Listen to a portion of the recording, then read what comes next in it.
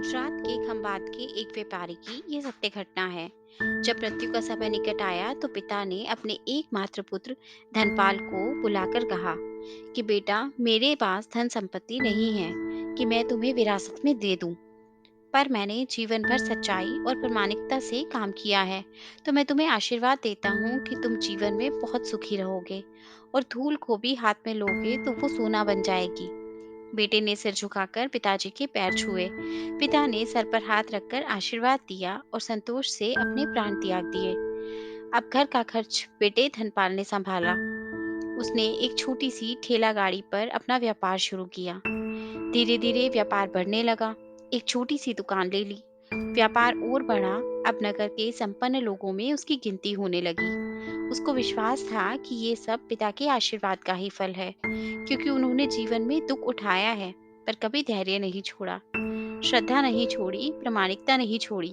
इसलिए उनकी वाणी में बल था और उनके आशीर्वाद फलीभूत हुए और मैं सुखी हुआ।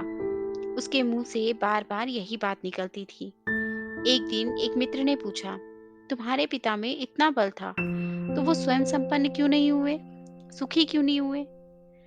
धर्मपाल ने कहा, मैं पिता की ताकत की बात नहीं कर रहा हूँ, मैं उनके आशीर्वाद की ताकत की बात कर रहा हूँ। इस प्रकार वो बार बार अपने पिता के आशीर्वाद की बात करता था, तो लोगों ने उसका नाम ही रख दिया, बाप का आशीर्वाद। धनपाल को इससे बुरा नहीं लगता था। वो कहता कि मैं अपने माता पिता के आशीर्वाद के काबिल निकलूं, यही चाहता हूँ। ऐसा करते हुए कई साल बीत गए। वो विदेशों में व्यापार करने लगा। जहाँ भी व्यापार करता उससे बहुत लाभ होता। एक बार उसके मन में आया कि मुझे लाभ ही लाभ होता है, तो क्यों ना एक बार नुकसान का भी अनुभव करूं। उसने अपने एक मित्र से पूछा कि ऐसा व्यापार बताओ जिसमें मुझे नुकसान हो। मित्र को लगा कि इसको अपनी सफलता और पैसों का घमंड आ गया है। इसका घमंड दूर करने के लिए इसको ऐसा धंधा बताऊं कि इसको नुकसान ही नुकसान हो। तो उसने उसे बताया कि तुम भारत में लौंग खरीदो और जहाज में भरकर अफ्रीका के जंजीबार में जाकर बेचो। धर्मपाल को ये बात ठीक लगी। जंजीबार तो लौंग का ही देश है। वहां से लोग लौंग भारत में लाते हैं और यहाँ 10-12 गुना भाव पर बेचते हैं। भारत में खरीद करके जंजीबार में बेचे तो साफ नुकसान सामने दिख रहा है। परंतु धर्मपाल ने तय किया कि मैं भारत में लौंग खरीद कर जंजीबार खुद लेकर जाऊंगा। देखूं कि पिता के आशीर्वाद कितना साथ देते हैं। नुकसान का अनुभव लेने के लिए उसने भारत में लौंग खरीदी और जहाज में भरकर खुद उनके साथ जंजीबार द्वीप पहुंचा। जंजीबार में सुल्तान का राज्य था। धर्मपाल जहाज से उतरकर लंबे रेतीले रास्ते पर जा रहा था, वहां के व्यापारियों से मिलने के लिए। उसे सामने से सुल्तान जैसा व्यक्ति पैदल सिपाहियों के साथ आता हुआ दिखाई दिया। उसने किसी से पूछा कि ये कौन है। उन्होंने कहा, ये सुल्तान है।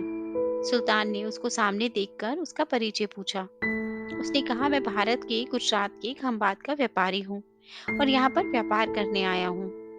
सुल्तान ने उसको व्यापारी समझकर उसका आदर किया और उससे बात करने लगा।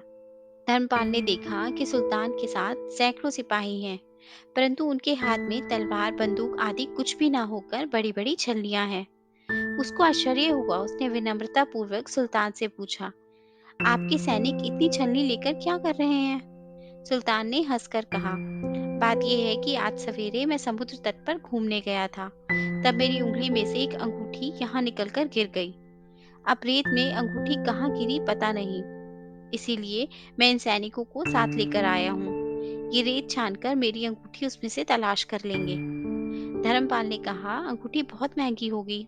सुल्तान ने कहा, उससे बहुत अधिक कीमत वाली अंगूठी मेरे पास है, पर वो अंगूठी एक फकीर का आशीर्वाद है। मैं मानता हूँ कि मेरी सल्तनत इतनी मजबूत और सुखी उस फकीर के आशीर्वाद से है। इसलिए मेरे मन में उस अंगूठी का मूल्य सल्तनत से भी ज्यादा है। इतना कह करके सुल्तान ने फिर पूछा, बोलो सेठ, इस बार आप क्या माल लेकर आए हो? धर्मपाल ने कहा कि लौंग। सुल्तान के आश्चर्य का ठिकाना नहीं रहा। ये तो लौंग का ही देश है सेठ, यहाँ लौंग बेचने आए हो? किसने आपको ऐसी सलाह दे दी? जरूर वो आपका कोई दुश्मन होगा। यहाँ तो एक पैसे में मुट्ठी भर लौंग मिलते हैं। यहाँ लौंग कौन खरीदेगा? और तुम क्या कमाओगे?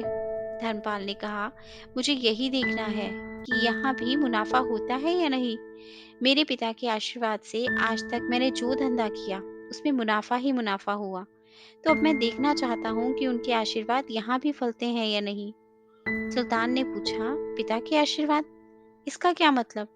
धर्मपाल ने कहा, मेरे पिता सारा जीवन ईमानदारी और प्रामाणिकता से काम करते रहे, परंतु धन नहीं कमा सके।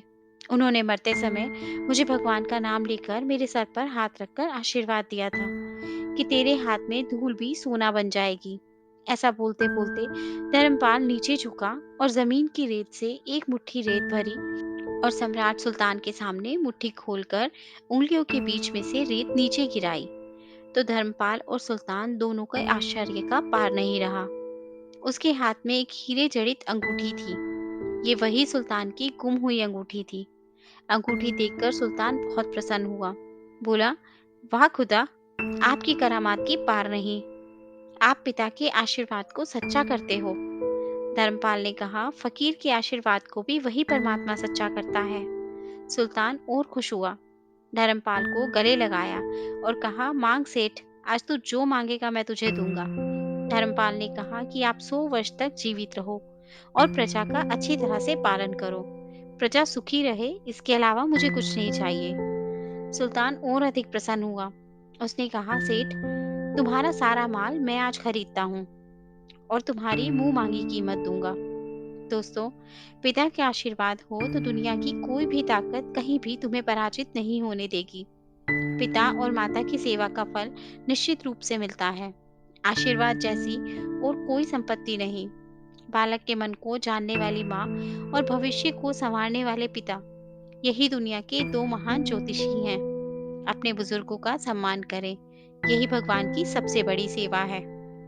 दोस्तों, आशा करती हूँ आपको ये कहानी अच्छी लगी होगी और ज़रूर कुछ नया सीखने को मिला होगा। आपका एक लाइक, शेयर और सब्सक्राइब हमें ऐसी ही और वीडियोस बनाने के लिए मोटिवेट करता है। इसलिए अगर अभी तक आपने हमारा चैनल सब्सक्राइब नहीं किया, तो प्लीज़ आप हमारे चैनल को सब्सक्राइब करें। आपसे कल फिर मुलाकात होगी एक नई कहानी के साथ। धन्यवाद।